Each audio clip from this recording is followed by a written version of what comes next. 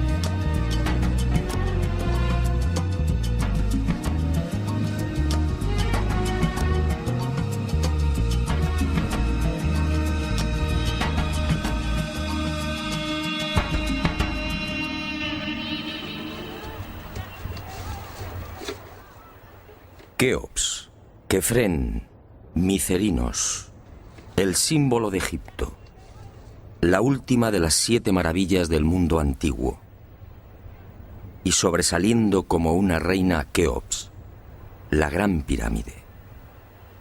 Una construcción incomprensible, un desafío a la razón, una obra que provoca vértigo. ¿Quién la levantó y, sobre todo, cómo? Keops reúne 3 millones de bloques de piedra caliza y granítica. Bloques que oscilan entre 2 y 40 toneladas de peso. Bloques tallados con tal precisión que no permiten el paso de una hoja de papel. Un monumento cuyo revestimiento original, hoy casi desaparecido, estaba formado por losas de caliza pulida de hasta 16 toneladas. Y a su lado, otro coloso, Kefren, casi 1.700.000 metros cúbicos de piedra. Bloques idénticos a los de Keops, con un revestimiento original de caliza pulida y granito rojo de Asuán. En su base cabrían 7 campos de fútbol. Por último, Micerinos, la más modesta pero igualmente soberbia y desconcertante. Su altura equivale a un edificio de 20 plantas. Hoy la tecnología tendría graves dificultades para alzar y depositar esos bloques de piedra.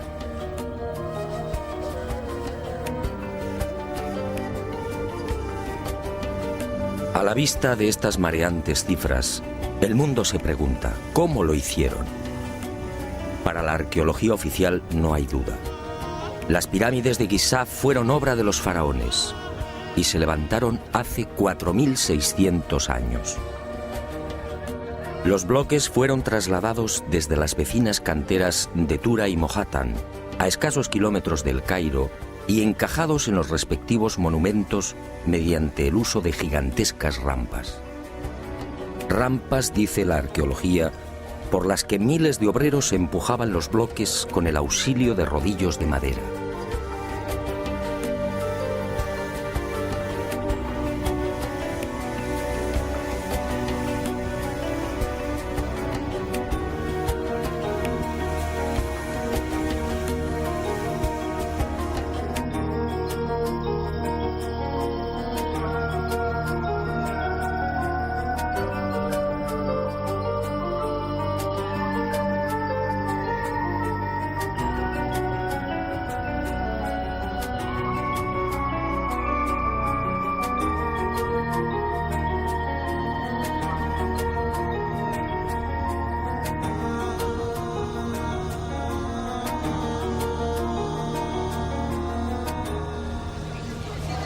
Pero la célebre teoría de las rampas, divulgada en el siglo XX por el arqueólogo alemán Ludwig Borchardt, no termina de convencer a cuantos hemos tenido el privilegio de pisar la meseta de Giza y contemplar estos 3 millones de bloques.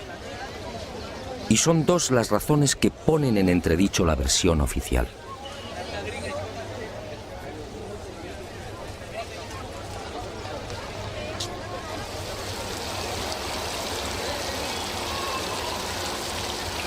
Según los arqueólogos, la Gran Pirámide fue construida por Keops, el faraón que reinó entre los años 2590 y 2567 a.C. Basta un sencillo cálculo para comprobar que en esos 23 años de reinado, los trabajadores tuvieron que mover y elevar hasta las correspondientes hiladas un total de 357 bloques por día. 357 moles de piedra con pesos que oscilan entre 2.000 y 40.000 kilos. 357 gigantescos sillares en 12 horas. Es decir, un bloque cada 2 minutos. Por mucha mano de obra que pudiera reunir Keops, la empresa en cuestión resulta más que dudosa.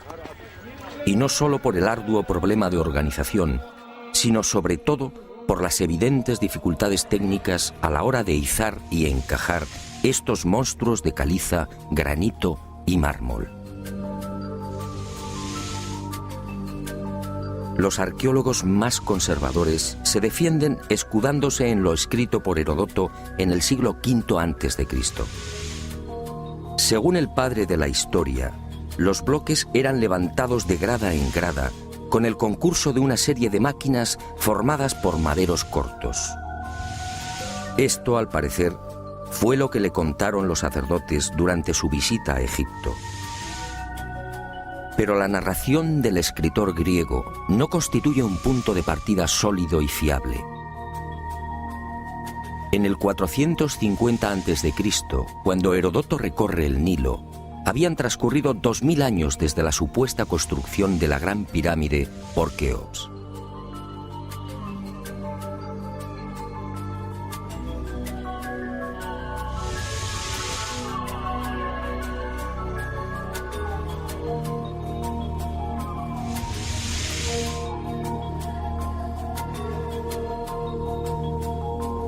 Heródoto no menciona las rampas, ni se atreve tampoco con el espinoso problema de los 357 bloques por día.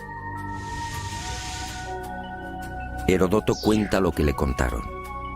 ¿Es esto una prueba científica para determinar cómo y cuándo se levantó la Gran Pirámide?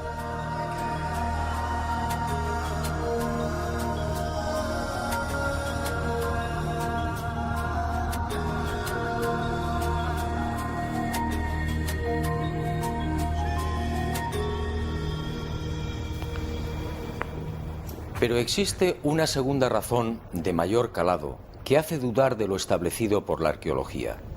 Hace 4.600 años, cuando los arqueólogos fijan la construcción de la Gran Pirámide, el Valle del Nilo justamente despertaba al periodo neolítico.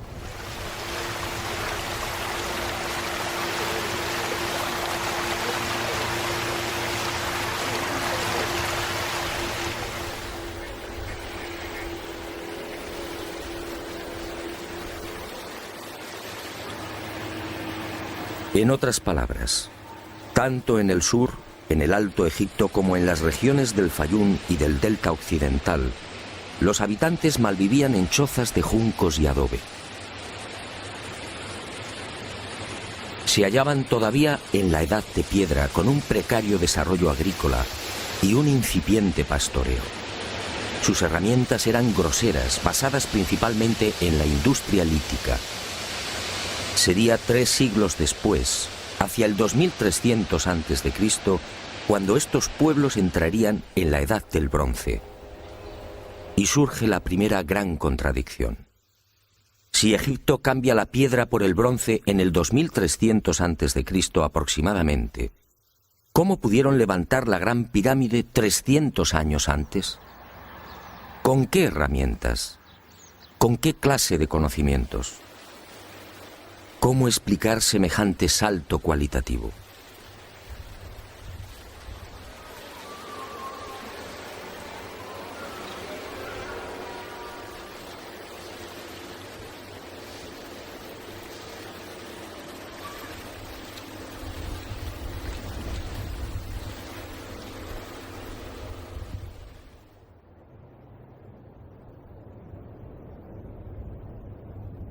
Nadie en su sano juicio y con un mínimo de información puede aceptar que esta maravilla arquitectónica fuera obra de unas gentes primitivas que ni siquiera conocían la escritura.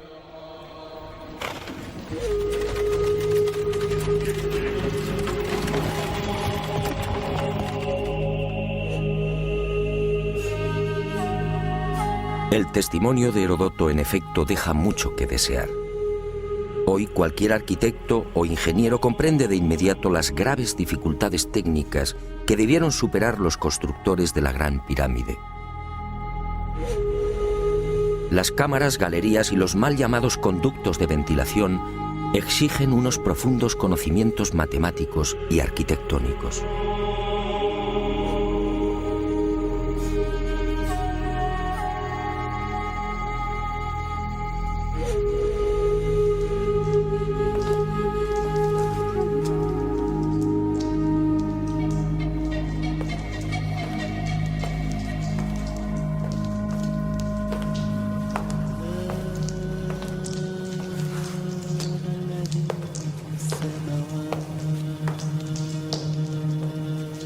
Basta echar un vistazo a las toscas herramientas con las que, según los arqueólogos, se construyeron las pirámides para comprender que algo falla en esta historia. Unas herramientas, además, que no existían hace 4600 años.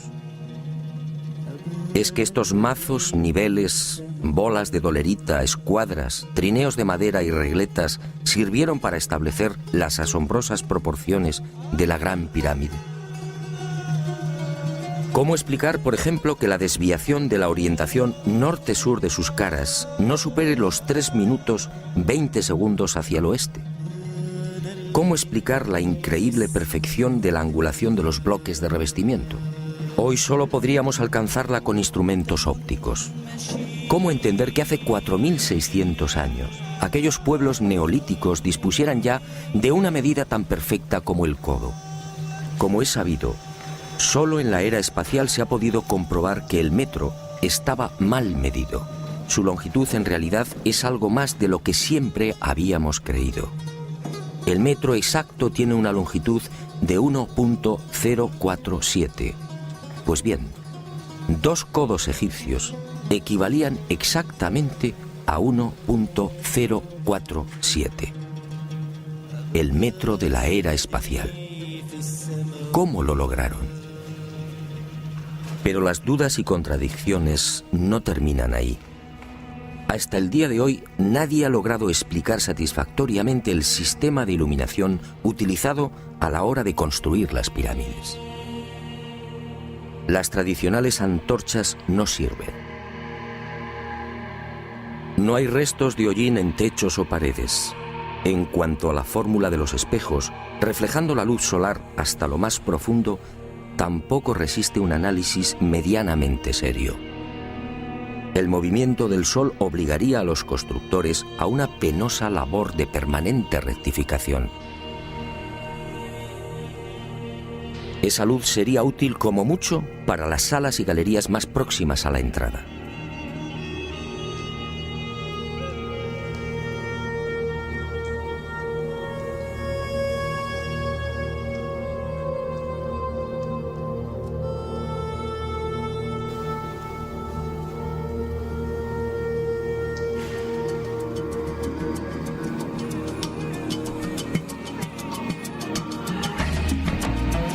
Las explicaciones de los arqueólogos tampoco convencen cuando alguien pregunta por el método utilizado para cortar los enormes bloques de granito.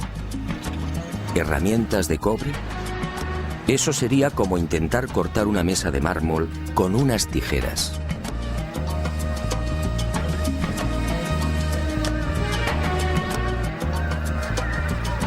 Y otro tanto sucede con el asombroso y enigmático pulido de los vasos de diorita y granito.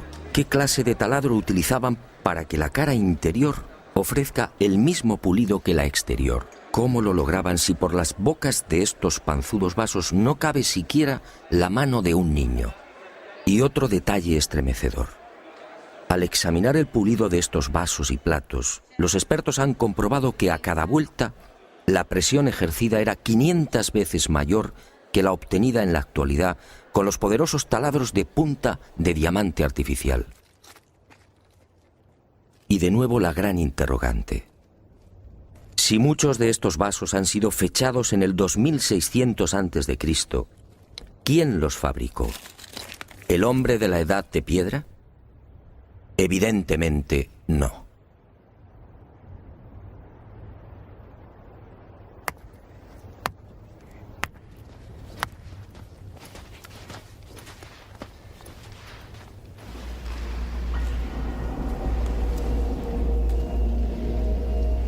¿Y quién fue capaz de un pulido como el que presenta el supuesto sarcófago de la pirámide de Keops?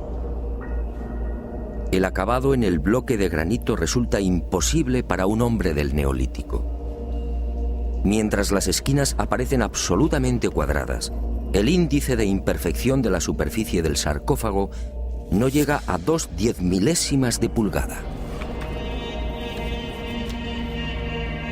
Es decir, la 10ª parte del espesor de un cabello humano.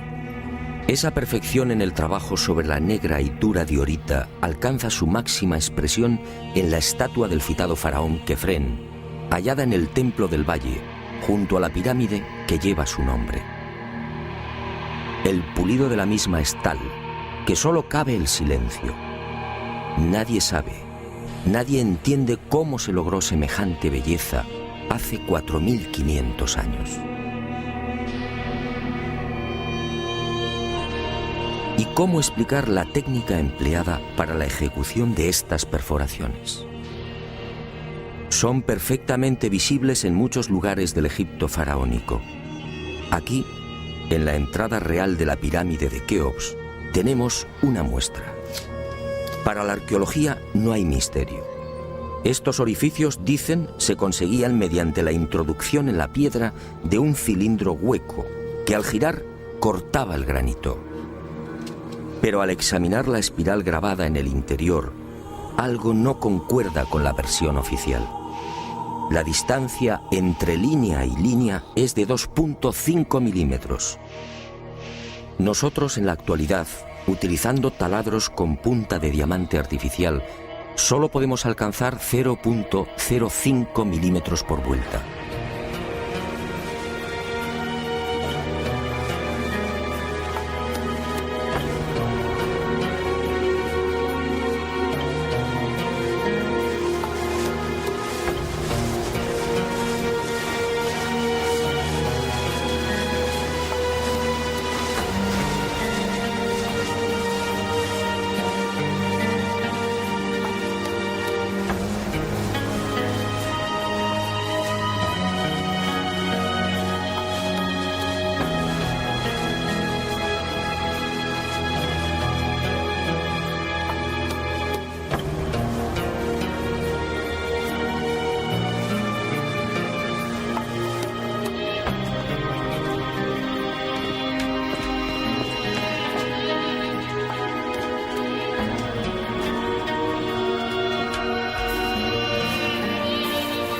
cómo desarrollaban aquellos primitivos egipcios semejante presión y fuerza con un simple cilindro hueco.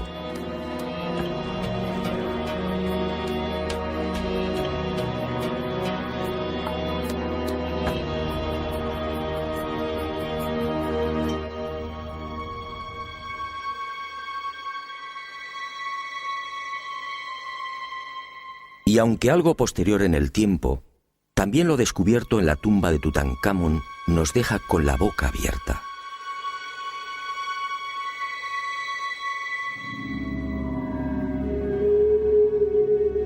Cuchillos inoxidables, sandalias y manoplas de oro, una cama ergonómica, una cama con la parte de los pies más elevada, favoreciendo así la circulación sanguínea. ¿Cómo es posible hace 3.333 años? ¿De quién lo aprendieron?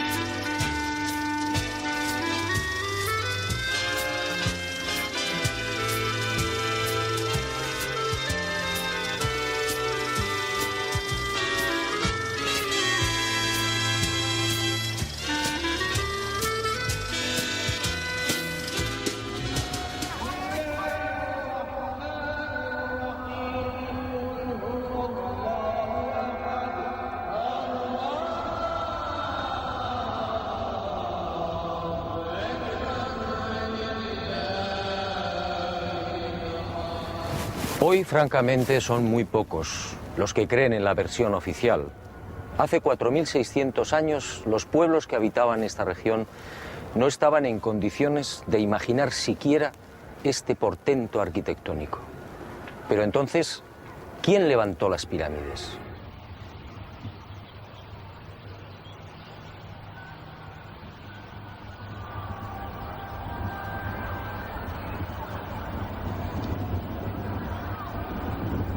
Una primera pista aparece en esta estela de piedra. Una estela depositada en la sala 42 del Museo del Cairo y que muy pocos turistas se detienen a contemplar. La arqueología la denomina la estela del inventario. Se trata casi con seguridad de una copia de otro texto mucho más antiguo. En ella se lee un párrafo demoledor que deja sin argumentos a los arqueólogos. Dice así: el faraón Keops fundó la casa de Isis, señora de la pirámide, detrás de la casa de la Esfinge. ¿Señora de la pirámide? ¿Quiere esto decir que la Gran Pirámide ya existía cuando Keops llegó al poder?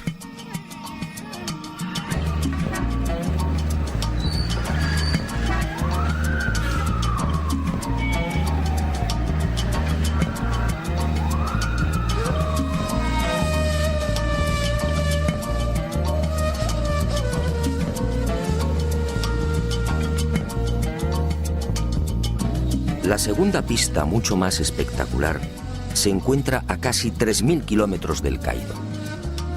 Y hacia allí nos dirigimos.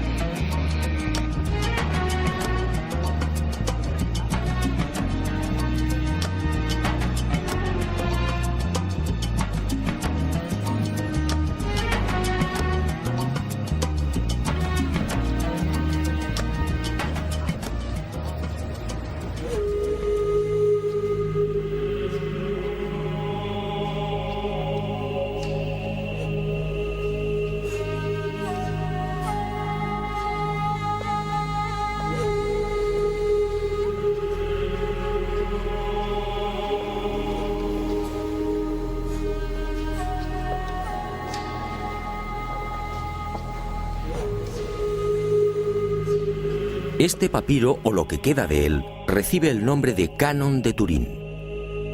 Fue descubierto en 1822 por el viajero italiano Bernardino Drobetti en la antigua ciudad egipcia de Tebas.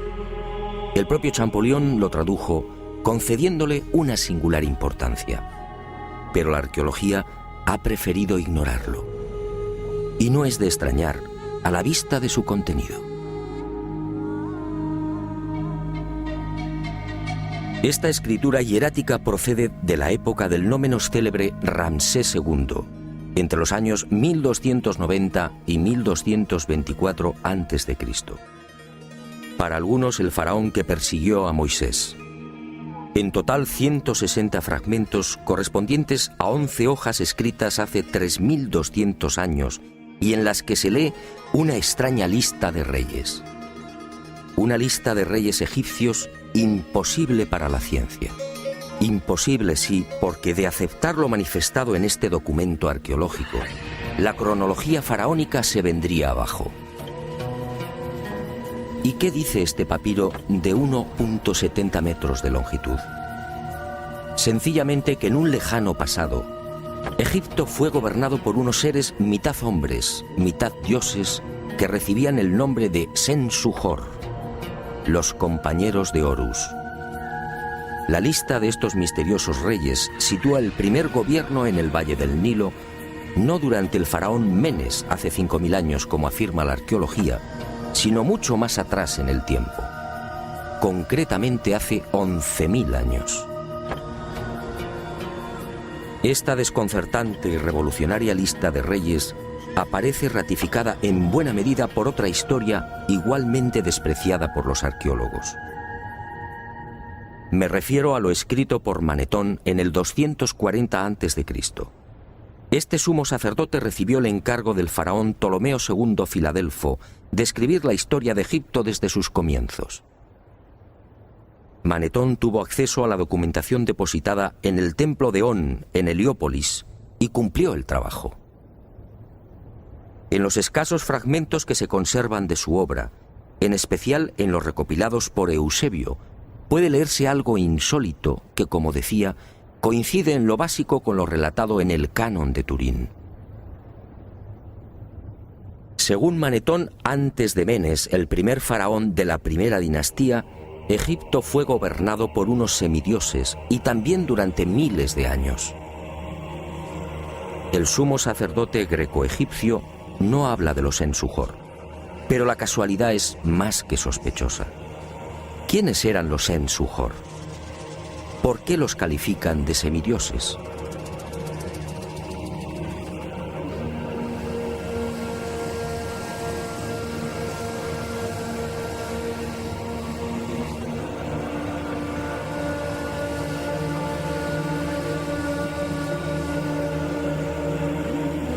Para los arqueólogos más conservadores, los Sensuhor y la información suministrada por Manetón son pura fantasía. Y aparentemente tienen razón. Si Egipto fue gobernado hace 11.000 años, ¿dónde están las pruebas y los vestigios arqueológicos que deberían delatar a esas culturas? ¿O están ahí? ¿No será que la arqueología no los quiere ver?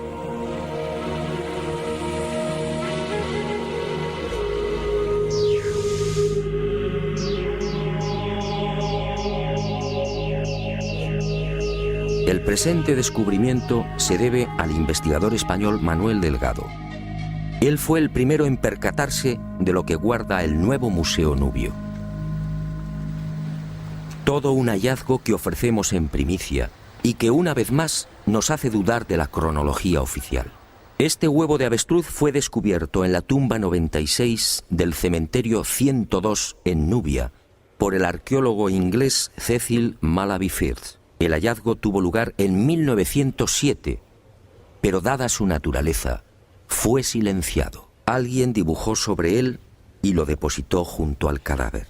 Evidentemente se trataba de un objeto muy querido por el difunto. En una de las superficies pueden apreciarse los dibujos de un avestruz y algunas plantas. En la opuesta, oh sorpresa, otra escena imposible: el curso del río Nilo y las siluetas de unas construcciones muy familiares. Las 3 pirámides de la meseta de Giza.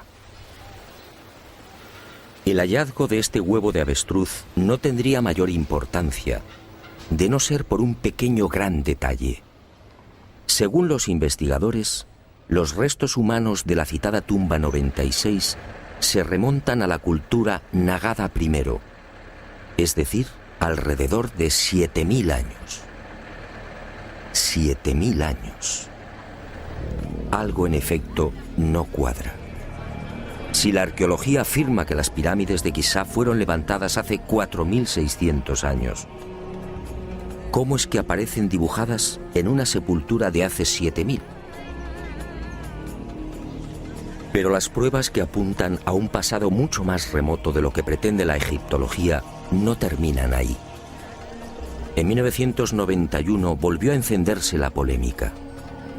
Esta vez el protagonista fue Abu el-Hol, el padre del terror, nombre dado por los naturales de la región a la mítica esfinge.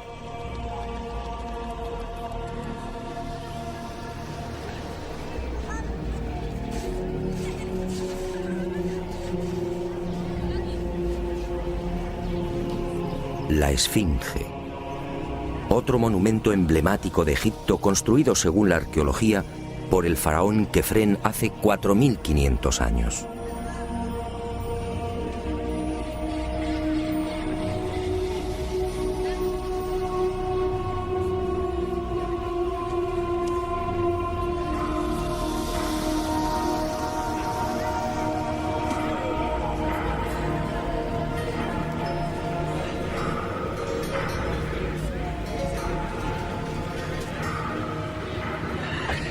Lo que hoy podemos contemplar tiene escasa relación con la estampa original. En el pasado se hallaba totalmente pintada. El cuerpo de león en rojo y el tocado de la cabeza en azul, con rayas horizontales en amarillo. Portaba una barba postiza y por delante de esa barba aparecía una estatua a tamaño natural. Durante la invasión de los mamelucos, la esfinge fue cañoneada y la nariz destrozada. ¿4500 años? ¿Por qué la arqueología sitúa la construcción de la esfinge en esa época? En primer lugar, por el parecido del rostro con algunas de las estatuas de Kefren. Y además por el hecho de hallarse muy próxima al templo funerario de dicho faraón. Aunque parezca increíble, eso es todo.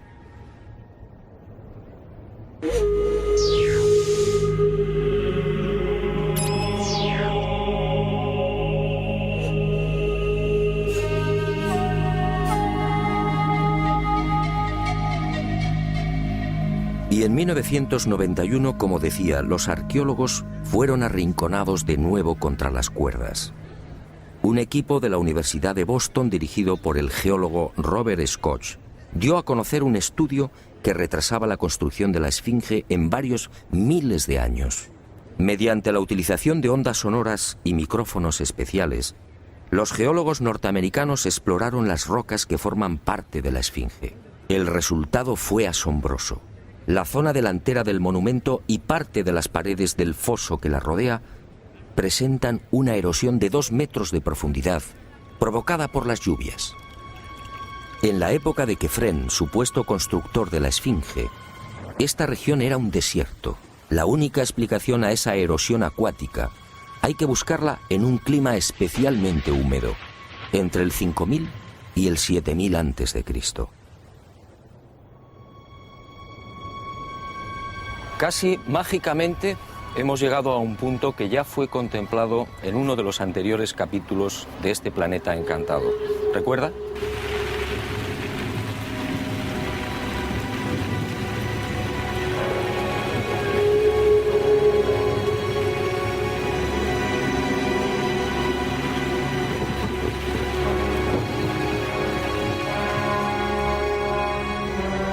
Al hablar del Gran Jardín, pudimos comprobar cómo todo el norte de África, hace unos 12.000 años aproximadamente, se vio sometido a un dramático cambio climático. En otras palabras, la Universidad de Boston acertó.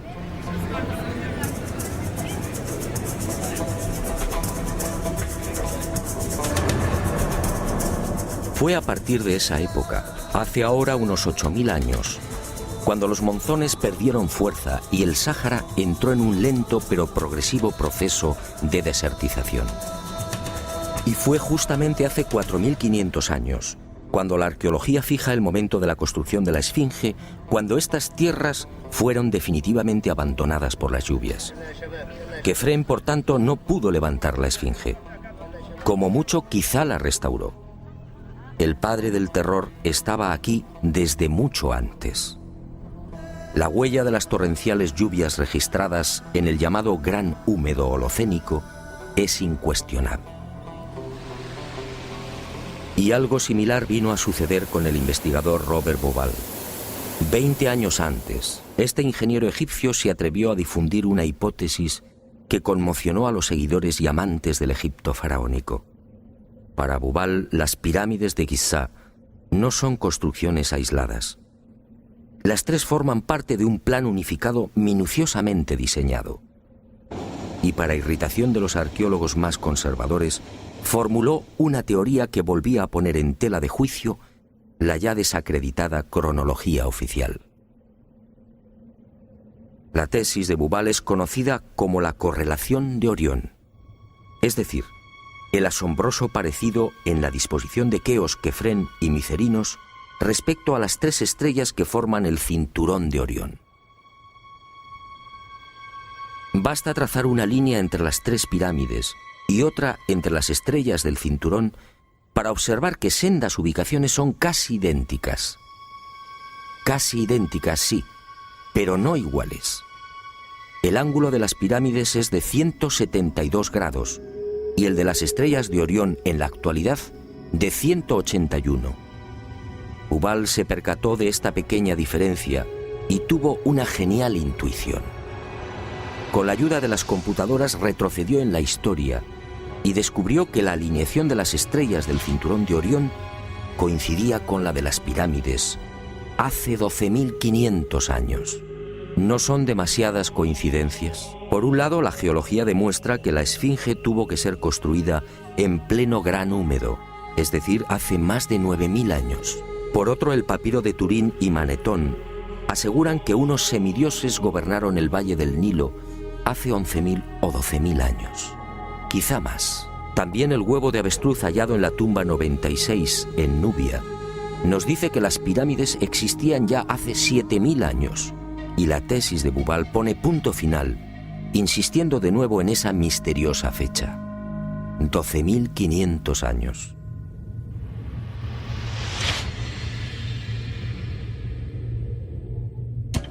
Si tres indicios constituyen una prueba, ¿qué podemos pensar cuando al menos se contabilizan 5? 5 indicios, sí, de momento.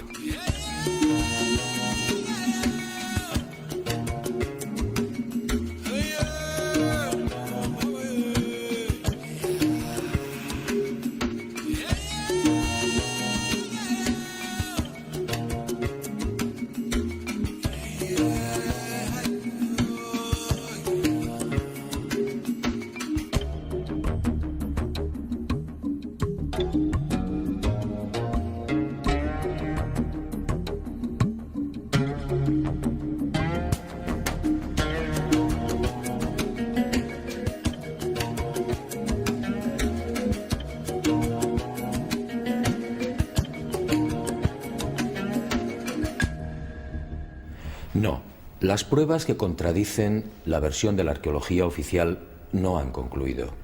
¿Recuerda usted esta pintura? Fue descubierta en el Tassili argelino. Según los arqueólogos, tiene una antigüedad aproximada de 5.500 años, probablemente mucho más. Se trata, en mi opinión, de un carro egipcio. Pero ¿cómo es posible? ¿Un carro egipcio a 2.500 kilómetros del Nilo? ¿Un carro egipcio antes de que existiera Egipto? Si la arqueología dice que el primer faraón de la primera dinastía empezó a reinar 4.920 años antes del presente, ¿cómo explicamos esta pintura, datada mucho antes? No fue la única. En mis investigaciones por el Sáhara pude descubrir cientos de ellas. En 1982, una síntesis de los trabajos de Henry Lott sacaba a la luz un total de 600 carros pintados o grabados. A estos hay que sumar otros 400, distribuidos por Mauritania, Marruecos, Argelia, Libia, Mali y Níger. Más de 1000 carros pintados o grabados a 2000, 3000 y 5000 kilómetros del Nilo. ¡Qué extraño! Carros y conductores típicamente egipcios. Perfiles, tocados y vestiduras son elocuentes. Carros y personajes egipcios en el corazón del Sáhara. Cuando interrogué a los arqueólogos, la mayoría se encogió de hombros. A decir verdad, estas pinturas no son cómodas. Algunas han sido fechadas en una época en la que, según la arqueología, carros y caballos no habían hecho acto de presencia en Egipto.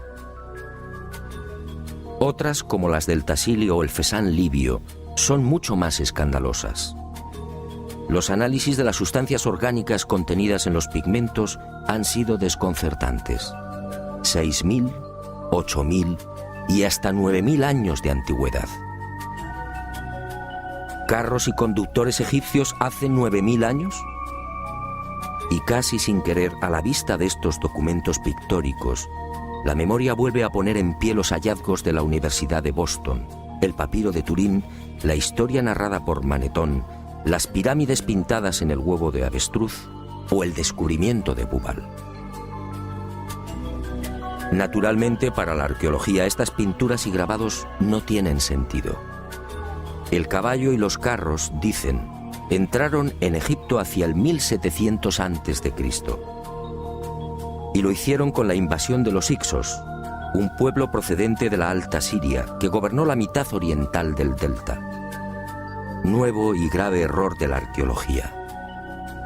El caballo y los carros, como demuestran estas pinturas y grabados, ya existían en el Sáhara mucho antes de la XIII dinastía.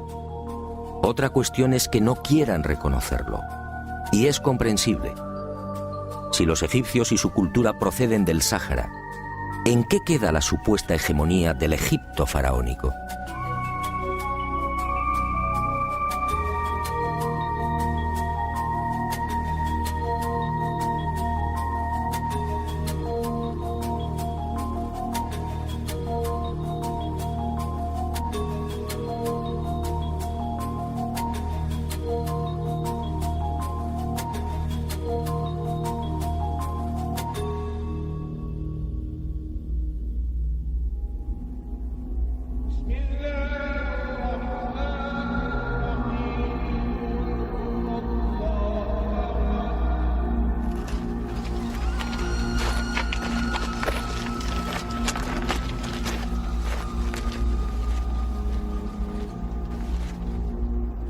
Pero las imposibles pinturas egipcias en el Sáhara, a 2.500 kilómetros del Nilo, no se limitan a carros al galope.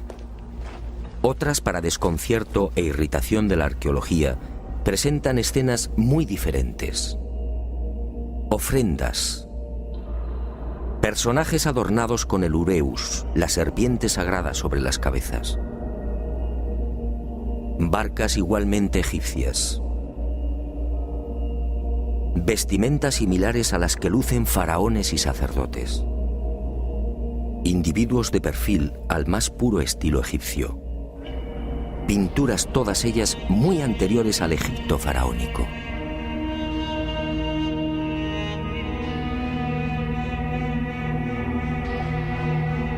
¿Barcas egipcias en pleno desierto? Si estas pinturas, como aseguran los confusos y confundidos arqueólogos, fueran tan solo el testimonio de la influencia de la XVIII dinastía en esta remota parte del Sáhara, ¿cuál sería el sentido de las mismas? En esa época, durante la XVIII dinastía, hace 3.500 años, esta zona era un desierto idéntico al que ahora vemos. ¿Barcas en un infierno de piedra y arena? ¿Y por qué ignoran la datación? Si estas pinturas se remontan a 9.000 años, entonces las barcas sí están justificadas. En esa época, como se recordará, El Sáhara era un jardín, con ríos tan anchos y caudalosos como el actual Amazonas. Pero las extrañas coincidencias van más allá. En esta tumba, a lo largo de más de 120 metros, hace 3100 años, Ramsés III mandó pintar lo que se conoce como el Libro de las Puertas, una especie de cartografía del más allá, una síntesis de la religión del inframundo, la religión del río infernal, la religión que partió del Sáhara y que posteriormente, con las migraciones, apareció entre los guanches, los íberos y los etruscos. ¿Casualidad? ¿Y qué decir de los cientos de representaciones de la vaca sagrada Hathor, del buey Apis o del carnero Amón, todos egipcios con el disco solar entre los cuernos? ¿Cómo explicar que estas mismas imágenes podamos encontrarlas en las pinturas y grabados rupestres de Marruecos, Libia o Argelia? Grabados y pinturas, no lo olvidemos, de 9.000, 10.000 y 12.000 años de antigüedad, es decir, muy anteriores a los bóvidos egipcios. Para el que lo quiera ver, está muy claro. El dios Sol o Amón-Ra de los egipcios, el Achamón de los guanches o el Baal-Jamón de los fenicios tienen un origen común: el profundo y olvidado Sáhara.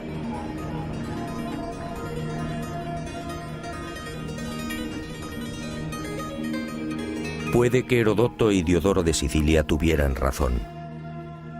Egipto, el Egipto faraónico, fue obra de los dioses. Ha llegado el momento de ser valiente. Para mí, hace 9.000 o 10.000 años, quizá más, alguien no humano descendió en el gran jardín, en el Sáhara azul, y puso en marcha una gran cultura. Una civilización intuida en una lengua, una religión y unas costumbres comunes.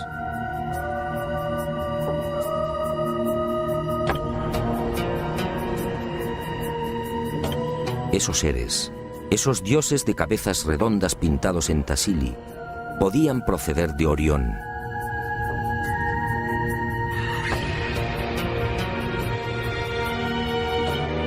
Y ellos, o sus descendientes, levantaron estas magníficas e imposibles construcciones.